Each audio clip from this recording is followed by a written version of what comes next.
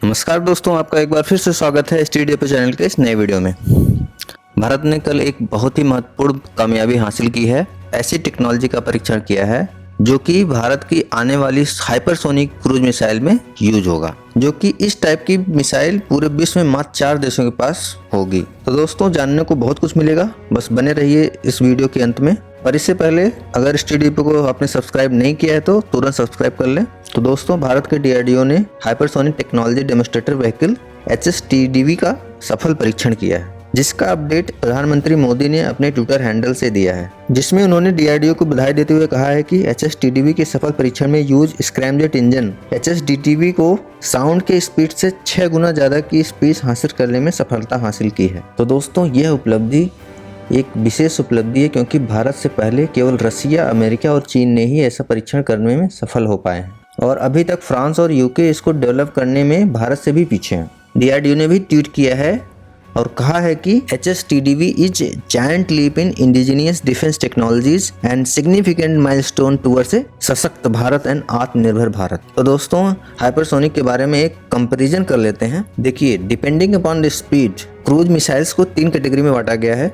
पहला है subsonic cruise missiles, जैसे भारत ने निर्भय को बनाया है, जिसकी स्पीड साउंड की स्पीड से कम होती है, अराउंड 0.8 मैक। दूसरा सुपरसोनिक क्रूज मिसाइल, जिसकी स्पीड साउंड की गति से ज़्यादा होती है, अराउंड 2 से 3 गुना ज़्यादा होती है, जिसमें हमारा रसिया के साथ बनाया हुआ ब्रह्मोस मिसाइल है। और ब्रह्मोस मिसाइल एकमात्र ऐसी मिसाइल है पूरे वर्ल्ड में जिसको वाटर से, एयर से और जमीन से फायर किया जा सकता है। तो एक्चुअल में एक टैक्टिकल क्रूज मिसाइल ट्रायड है।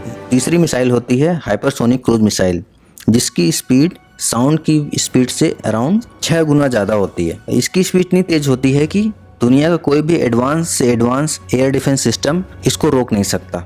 तो यह एयर डिफेंस को आराम से पेनिट्रेट कर सकती है। अब बात करते हैं क्रूज मिसाइल्स की।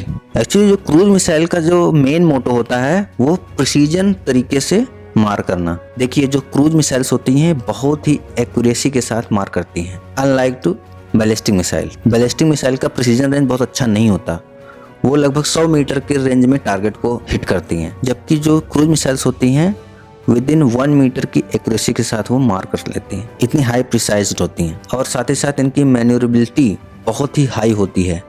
ये बहुत ही ज़्यादा इधर से उधर डायरेक्शन चेंज कर सकती हैं, जिससे कि रडार की पकड़ में आना बहुत ही मुश्किल हो जाता है और आराम से एयर डिफेंस सिस्टम को पेनिट्रेट कर लेती हैं। तो इसीलिए भारत इस मिसाइल को बनाने का प्रयास कर रहा है और ये हाइपरसोनिक HSTDV का जो टेस्ट किया गया है उसी दिशा में उठाया गया एक कदम है। और इस टेस्ट इंजन में स्क्रैमजेट इंजन का यूज किया गया है, जिसमें एयर ब्रीदिंग कैपेसिटी बहुत ही ज़्यादा होती है, जबकि जो ब्रह्मोस में लगा है वो रैमजेट लगा है और वह इंजन सिर्फ 2 से 3 मैक की गति देने के लिए पर्याप्त है, इसीलिए उसे सुपरसोनिक मिसाइल कहा जाता है।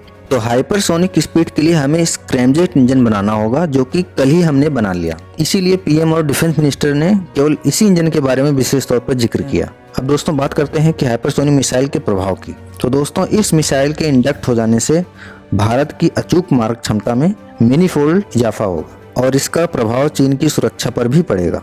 इससे जो डिटेरेंस क्षमता भारत को मिलेगी वो अनमैच्ड होगी। आपको इस बात पर ध्यान देना होगा कि अकेले ब्रह्मोस मिसाइल की वजह से चीन भारत से ज़्यादा आक्रामक तौर पर पेश नहीं आता। हालांकि अभी भी चैलेंजेस बने हुए हैं LAC पर, लेकिन एक ब्रह्मोस है जो भारत को एक एक्चुअल डिटेरेंस और एक एक्चुअल सेल्फ डिफेंस की कैपेबिलिटी प्रदान की हुई है, क्योंकि भारत ने लगभग हजारों ब्रह्मोस मिसाइलों को पूरे LAC पर तैनात कर रखा है। हालांकि एक बात ध्यान देने योग्य होगी, चीन के पास S-400 एयर डिफेंस सिस्टम है, जिससे कुछ जो है ब्रह्मोस मिसाइलें रोकी जा सकेंगी, लेकिन ब्रह्मोस मिसाइलें की संख्या इतनी ज़्यादा है कि S-400 भी उतना प्रभावी नहीं रहेगा। अगर वहीं यह हाइपरसोनिक मिसाइल भारत में इंडक्ट हो जाती है तब S-400 को भी हम आसानी से भेद पाएंगे, उसकी भी कोई टेंशन नहीं रहेगी, क्योंकि इस मिसाइल की स्पीड इतनी ज़्यादा है कि लगभग 2 किलोमीटर पर सेकंड की स्पीड से चलती है। तो कोई भी दुनिया का एयर डिफेंस सिस्टम इतना भी बना नहीं है कि इस मिसाइल को रोक सके। इसीलिए स्क्रैमजेट इंजन का जो विकास हुआ है भारत को एक एलीट क्लब में खड़ा करता है।